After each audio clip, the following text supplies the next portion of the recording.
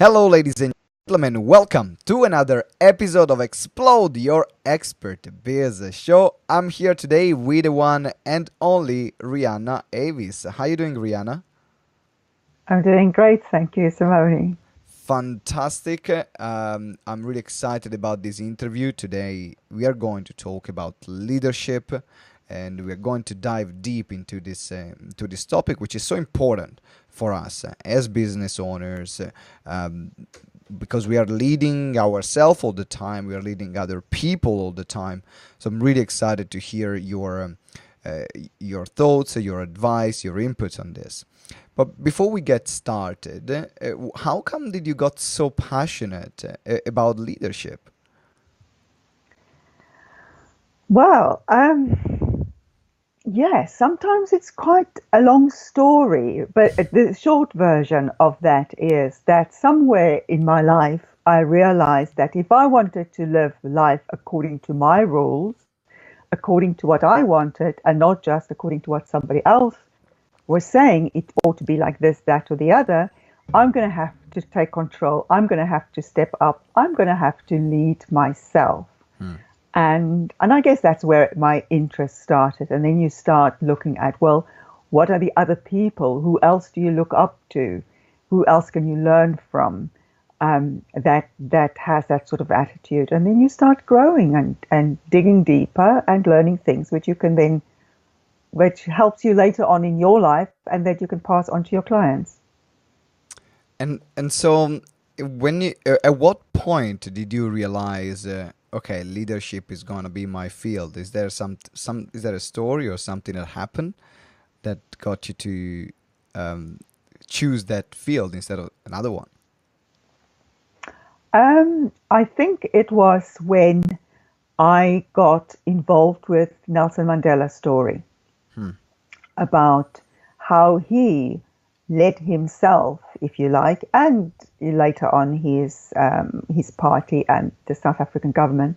But really, it started with him in prison and how he survived prison. And that story made a huge impact on me.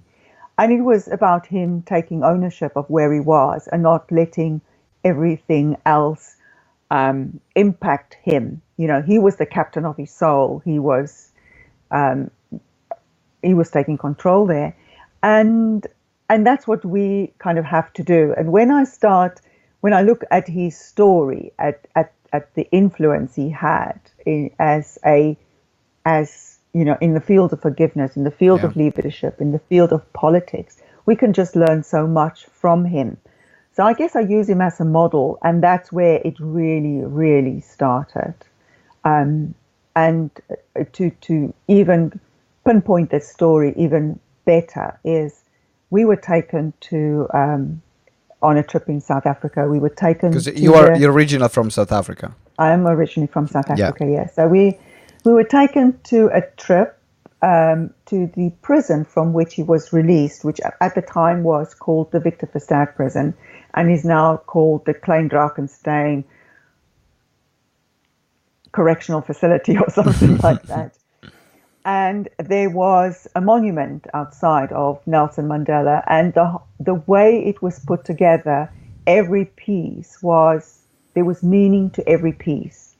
You know, the stones around the monument represented all the people in South Africa, the white and the black sidewalk, you know, the pavement stones, the white and black population of South Africa, the everything, you know, there were like window frames, window bars actually that was sort of bent open, and that represented the prison bars in the front of the windows, you know, from when he was released. Everything had a meaning, and it was really there that my interest was deepened. I won't say sparked, but certainly Yeah. deepened. And I started talking about Nelson Mandela and brought some of those lessons in for myself and for my clients. And I still talk about him and the 5 business lessons we can learn from Nelson and also on. So yeah, it's a topic I'm quite passionate about. I can see we had many conversations around it, and I remember every time we were talking about it, you get really excited, you get really passionate. How come did you move from South Africa to the UK? Yes, well, at the time I was in IT, and it was some years ago, and I don't know if you remember Y2K, the dreaded Y2K bug, when the year 1999 was going to change to 2000. And a lot of computer systems were not set up to process a 4-digit year. And so there was a lot of remedial work that had to be done. And in that time, there wasn't as much social media and or even email. So I got a lot of job offers from the States, from Canada, from Europe, from Germany, you name it. And my son said to me, he said, can you do any of these jobs? I said, yes, I can do that one, that one, that one, that one. This one's boring. That one, that one, that one, this one's boring. And I don't know, and the ball kind of started rolling. And when I asked myself, where would I go if I made such a decision? It was, well, I'll come to the UK because I had right of abode here. I was married to an Englishman, and so I could apply to be a British citizenship, Yes. a citizen. And so I had right of abode. And then, you start down a road and it just sort of gathers momentum. And I'm still here almost 20 years later. Do you go back to South Africa every now and then? We do. In fact, we were there about a month ago. Exactly a month ago, I was still in South Africa. We were there for a month, and that was on a personal mission to sort things out for my dad. So it wasn't a holiday, but yeah, it was very intense actually. But yeah, and about every second year or so, especially as my dad's getting older now, I go back more frequently.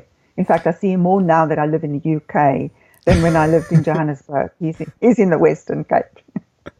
Yeah, I was asking because no, I'm from Italy, and definitely is much closer than taking a flight to South Africa. But there are some times where I miss, in particularly, my family there, or well, there is the sun and the good weather and all these kind of things. So that's why I was curious about if you're going back, you're missing it.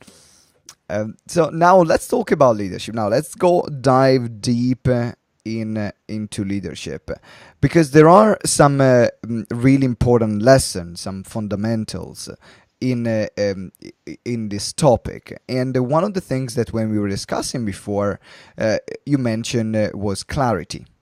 One of the things that are really important for a leader, whether you're leading yourself personally or you're leading your business, your organization, your team, in the work that as well you do for many businesses. And one key fundamental is clarity. Can you expand a bit more on that? Well, yes. I mean, if you don't know where you want to go and what it is that you want to achieve, if you're not clear about that, how are you going to lead yourself? How are you going to lead a team? How are you going to take your business forward? And I work a lot with businesses who they're ready to make the next leap in their business, but they're not sure about exactly what that may look like. They just know that they're ready to grow, and they want to grow, but they don't have the clarity about what's it going to look like, how much do you want to earn, exactly who you're going to work with now, how many clients, what kind of systems might you need, all those kind of things. And, to some of us, it may sound like basics, but it's not. It's actually not basics.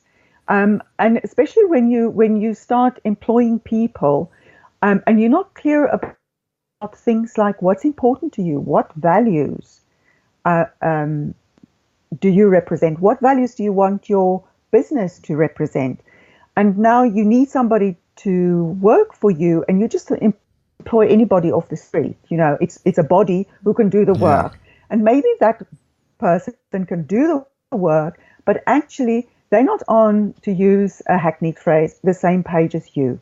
They don't care about the things that you care about. They don't, you know, and you can educate them, but at the end of the day, if their values don't gel at least, say, 2/3 of the way with yours, it's not going to work, and you're going to have a lot of trouble. You're going to spend a lot of time working with that person. So values, for instance, is one thing to just get clarity on. And then the other thing is, where are you taking these people? These people are going to work with you, for you. Where are you taking them? What's the journey for them? And what's the journey for your client? You even have to be clear about the journey for your client. Otherwise, why would the client work with you if they're not clear about that journey? So clarity is very important, because things fall into place once you start having clarity. It is a great is a great power, because when you are I'm thinking about leading a team and working in an organization, and even getting people to enroll and to believe in your vision. You need to have clarity about your vision and where you're going. Otherwise, you can't explain or share the path that the people that are going to follow you are going to take. And so if you're looking at the greatest leaders of history, taking an example of Nelson Mandela as well, he was a person that knew what he wanted. He knew where he was going. Yeah. And therefore people started following him, because we said, I want to go in that same direction. Thank you for showing me the path, because you gave me the clarity that I don't have. Yeah. So exactly. Is is crucial for any organization, and I think that a lot of people don't spend enough time thinking about it, right? Yeah, absolutely. And for some it's simple. I mean, the thing that comes out the most often in my world is a client wants a new website, or I hear about clients who want new website. I'm starting a business, or my business is changing, and I need a new website. And they engage somebody to build the website for them. And then this person is the builder, the website designer builder, is wait for the content. And they wait for the content, because the content's not forthcoming. And the content is yes, it's the copy that needs to be written, but it needs to be written also in a way that will engage people and get their buy-in to actually follow you. But they haven't done the deeper work. They don't know what their values are. They don't know what their core marketing strategy is, who the people are that they really, really want to work with. They don't know the three or more things that really make them stand out. They don't have a theme that they can take through their marketing. And so it's very difficult to actually write copy for a website when you've not had that kind of deeper digging to get to clarity, and it's something that evolves all the time. But the general direction stays the same. Nelson Mandela said, we want freedom for all, everyone in South Africa. And when you can summarize your vision like that in a few words, it's easy for people to come on board and follow and say, yes, I want that too. Yeah. But a lot of deeper digging needs to happen first, so the clarity can come out of it. And it's not a done deal. You don't do it once and it's done. You keep working on it and keep working on it and keep working on it. And yeah, absolutely. Now, I know that another big principle that you follow, which is a part of your teaching, is focus. And you wrote something here that said, what you focus on expands. Can you please explain and expand on the second principle, which is focus? Right. So I'm going to tell you a little story here, because I think it fits perfectly. So I was talking to a client this morning who had quite a bad fall last week. And she's an elderly lady. She's in her 60s. And And this morning she said to me, Riana, I can't believe how quickly I got over this fall. I fell back. She actually cracked her glasses. She knocked a tooth out. Wow. And it was, it really knocks your confidence. The older you get, you have a fall, it actually knocks your confidence. And she said, a couple of years ago, I had a fall. It took me weeks to get over it, but her focus now is very different. She's in a tremendously satisfying and happy relationship right now. Her work is going in exactly the direction she wants. She's focusing on all of those things. So the fact that she had a fall was like a little stumble, get up, dust myself off, get new glasses, feel the pains. No, not really. It's fine. I'm going to enjoy going out with my partner, going for a walk, whatever it is. And she's focusing on the joyous things in her life. Yeah. So the shock of the fall is minimized.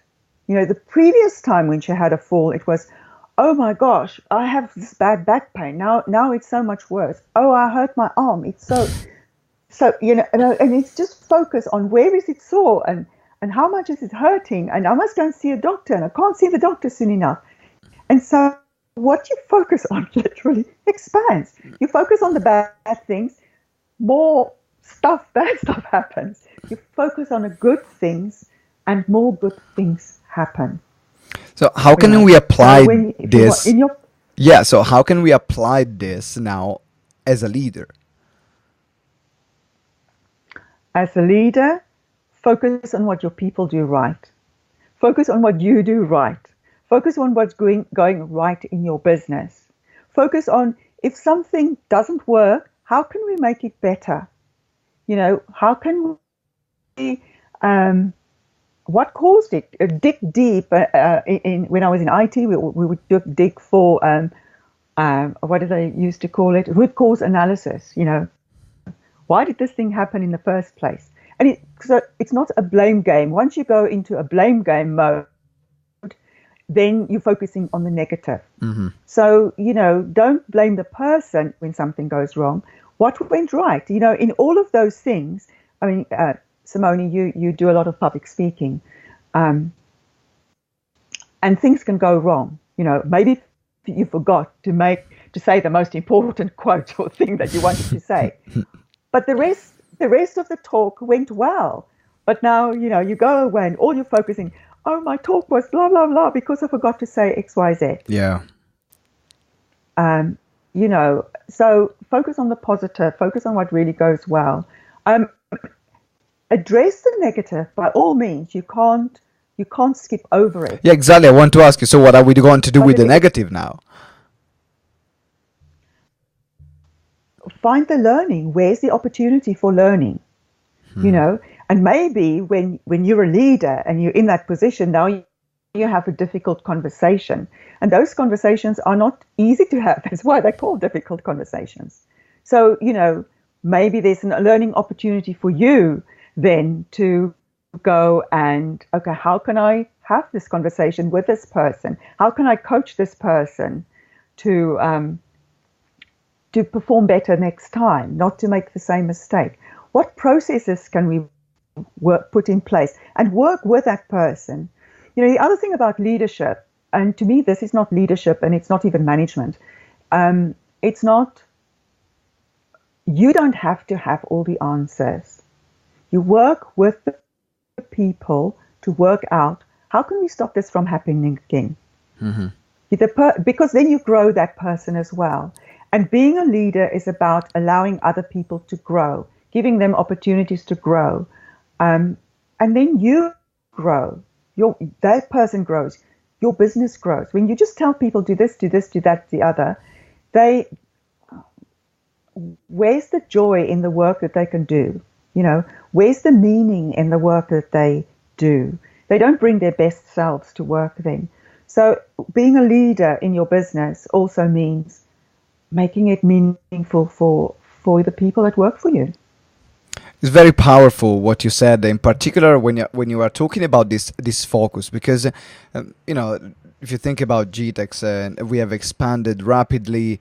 We went now from literally, you remember there were just Ben and I and Wang when we started, and literally now we are a team of considering contractors as well, 11 people. So Wow. it's been a huge learning process for me, in particular around leadership and around management. And Mm. I have that kind of personality where I struggle to let go of things because I think I'm the best, and no one can do things as good as I can do them. And I found myself, in particular at the beginning, focusing on what my team was doing wrong, what were the things that weren't Mhm. working right, because of course they needed to learn, and they had no process or systems whatsoever to help them in that Mm, process, mm, right? mm. So it was like literally 90% my fault, the fact that we're making these mistakes because they had no procedure to follow. And I found myself really going to this negative, and I could see more and more the things that they were doing wrong. And I became, Mm, for a period, I became very bitter. I was like, and literally, I called mm, myself and mm. I said, but that's not Simone. I mean, that's not the version of Simone I want to be.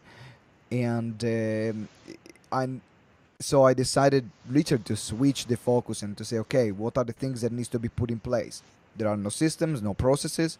Great. Let me slow down, focus on creating processes and system, and put more hours into training rather than keep Mm, mm. hours in the growth of the company in terms of sales and marketing.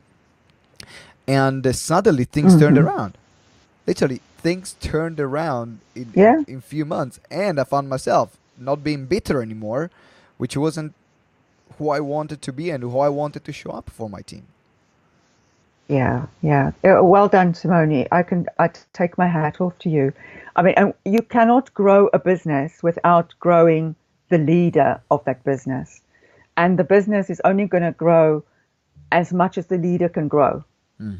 You know, there's gonna I don't know if you've heard this expression of hitting the ceiling or the plateau. The business Yeah, reaches a plateau, yeah, and you can, and the reason that happens is you grow, and then um, the the owner of the business, the manager, whoever runs the business, they they can't expand. There's something stopping them from expanding. They need to be able to step up now, whether that is about letting go, whether that is about the next level of learning to manage managers.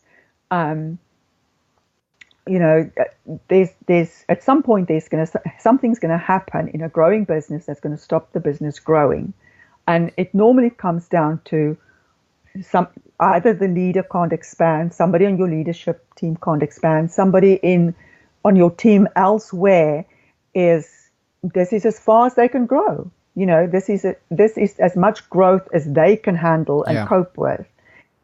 And sometimes it gets very difficult because, especially if you're a startup business and you have a small team and you get to say about 25 or so people, and now people who've come with you, they they're comfortable where they are. They've been terrific, but you need them to step up, and mm-hmm. they don't have the capacity, the ability, the capability, or the willingness. They don't want to, and now you have to let them go because holding on to them in your business is choking your business. Yeah, Is holding your business back. And that is a tough thing to do. That is really tough. Um, but you know, if you want your business to grow, part of being a leader is making tough decisions. And I'm not saying it's easy. It's not absolutely. In easy, particular, but you because have to grow you yourself end up first. building, like, these are the people that helped you from the very first Mm, moment to grow the company. So they've put the yeah, sweat, they put the tears, they put the long hours in for you, and yeah, then suddenly you gotta let them go to the next stage if they're not able to adapt to the new phase of business. And there is a business owner exactly. which I respect, which I massively respect, and it was a friend of mine. I mean, we used to work together. It was my employer when I was managing restaurants, and he always said something that I was that got ingrained in me because of the amount of times that he used to say it. And he used to start every meeting in this way. And I get the reason why. And I thought at the beginning it was a bit harsh and I couldn't understand why he was saying those things. But now I get it. And the thing that he said was, everyone is important, no one is indispensable. Yes. Everyone here is important, Yes. no one is indispensable, not even me. And Yes. Yes. You just reminded. Yeah. no, Go please ahead. keep going. Yeah. So when I was still working in South Africa, that is, I worked for a company, First National Bank.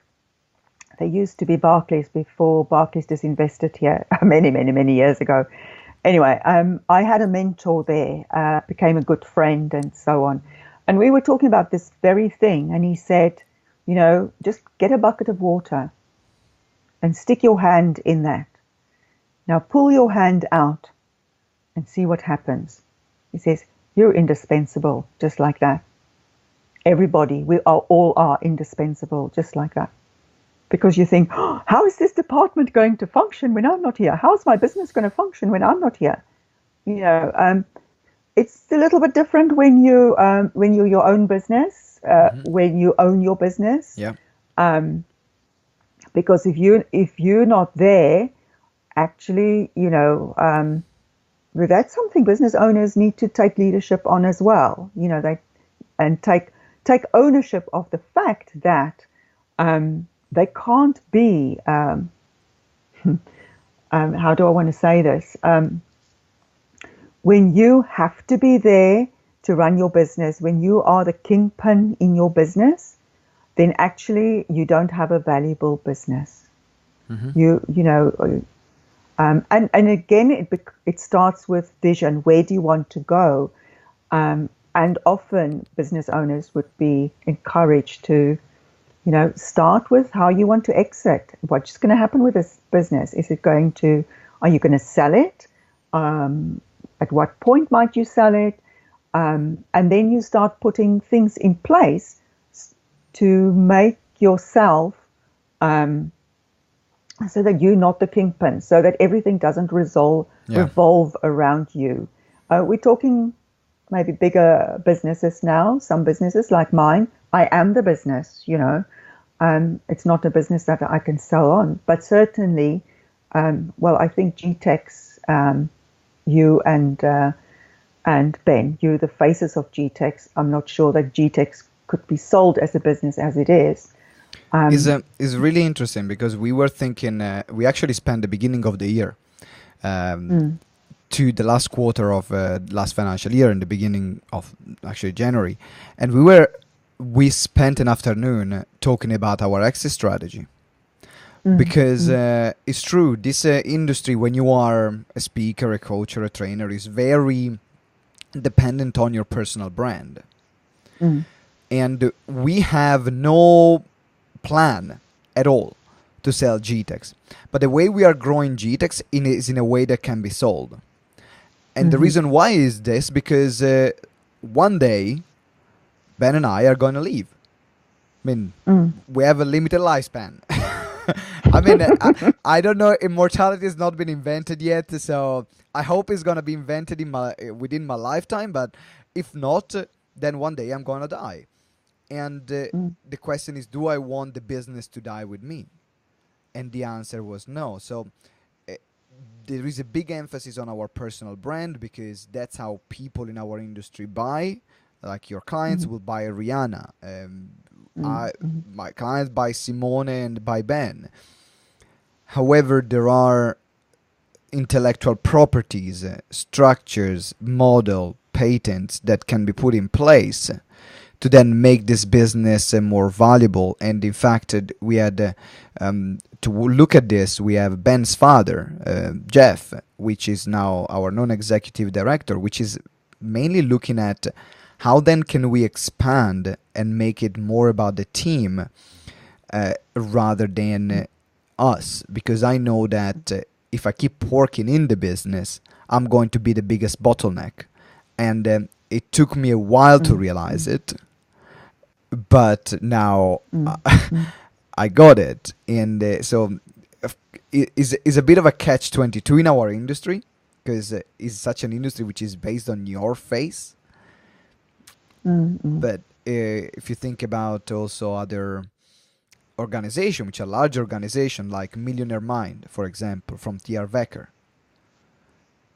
T.R. mm. Wecker managed to sell the company, but they are still using his face, even if it's not his company anymore. They are still using his face to draw people in, but he's never Yeah, there, yeah, and he will never be there. yeah. But it's still his intellectual property and Yes, the things that yes, he put in place that's being taught at the end of the day. exactly, absolutely. Yeah, Is all his yeah, material, all his scripts, all his yeah, material, all his product, all his services. Everything is yes, as he designed it. yeah, And I yeah. think that was the agreement. But with what a great conversation! I really enjoyed this conversation, Rihanna. Before we wrap up, what I would love to ask you is for about GTeX. How did GTeX help you grow your business and help you out in your journey? Well, I think the great thing about GTeX is that it's full of great people. Like yourself, like Ben, like all the other members. And as a leader, I think it's, in fact, I don't think so. I know so. It's important you hang out with great people, people who inspire you, people who you can learn from, people who, and just be in a learning environment, because we talked about you need to learn and expand as a leader all the time. The journey doesn't end. Um, And the other thing that I love about GTeX is when you're a lifetime member, you can dip in and out as much as you like, when you need it. And there are times like, the first 3 months of this year and probably for the next two as well, you're not going to see me at GTeX because I just don't have the bandwidth. But I know that I'm still welcome in the community. I know that I can still look up there's loads of courses, membership courses. They're awesome, you know. And when you did a 7-week challenge earlier this year Hmm. about your business, planning for your Yeah, business, with the that's expert business awesome. canvas. You know, that's right. That's right. So there are other ways that I can participate without showing up all the time. And every time you learn something, every time I listen to a podcast, every time I go to an event, it either confirms something that I already know, it shows me a different way to express something, and and I just love that, and you learn something new, and it helps with clarity for myself. They say that you teach best what, how's the story go? What you need to learn is that. Yes, you teach best what you need to learn most. And the clarity where I am now for my business to where I was is phenomenal. It's a journey that I struggled with, that clarity. And it's also, I mean, we talked about expand, what you focus on, expand, and there's lots of little snippets like that, like trusting the process. And sometimes you just have to let go and trust the process as well. And so I trust the process of GTeX. Thank I you. trust the process of GTeX, being a member. Thank Th- th- you. Thank you Thank for you. sharing, and thank you for being a lifetime member, Rihanna. Now, for everyone who wants to know more about the lifetime membership or our courses, there is a link here in the show notes. So make sure that you click the link so then you can get more information, and then schedule a call with one of our business coaches, and we'll take it over from there so we can help and support your business. But now it's time to wrap up, and I want to ask Rihanna, which has been an incredible interview. I mean, what we shared today was incredibly powerful, in particular because if you apply those principles, the principle of focus, the principle of clarity, the principle of direction, which we told you in this interview, then your business is going to grow. Fact. and you will find that people are going to follow you. You'll find that you'll be the leader that you really want to be. So, if someone wants to work with you, Riana, or if someone wants to start following you and see your work and experience your work, what's the best way to get in touch with you? Well, they can go to my website, www.rianaavis.com. That's RianaAvis.com, and explore, and there is a way that they can contact me either through the contact form, or they can make a appointment directly into my online booking system. There's a 15-minute health check that we can do, or we can have a longer conversation. And I love conversations. I love powerful conversations. So yes, do that. And I look forward to whoever checks in there to speak to them. Fantastic. So make sure that you go on the website, which is rianaavis.com, and click the link that is in the show notes. You will find that the link is going to be in the show notes on the blog post that you are writing. If you are watching this on YouTube, the link will be in the description of the episode. So make sure that you get in touch with Riana as well. You're running a podcast, you want her as a guest for your show or maybe a Facebook live show. Make sure that you get in touch with her, because you've already seen the great quality of her content. I definitely love this conversation. So get in touch with Riana at rianaavis.com. Riana, thank you very much for being here on this interview. It has been an absolute pleasure to have you as a guest. Thank you, Simone. It was lovely to be here. And yes, what a great host you make. Thank you. Thanks. So, ladies and gentlemen, thank you for listening or watching wherever you are. Make sure that you subscribe right now. Hit that juicy subscribe button. I know it's calling you. So subscribe so you don't miss any other episode. Also, leave us a review. Let us know what did you enjoy the most from this episode. We are going to read the best reviews that we receive on our show at the very beginning, in the introduction, so then I can give you a shout out. Make sure you give us a review. Thank you very much, and I'm looking forward to seeing you next time. And always remember that together we grow exponentially. Ciao.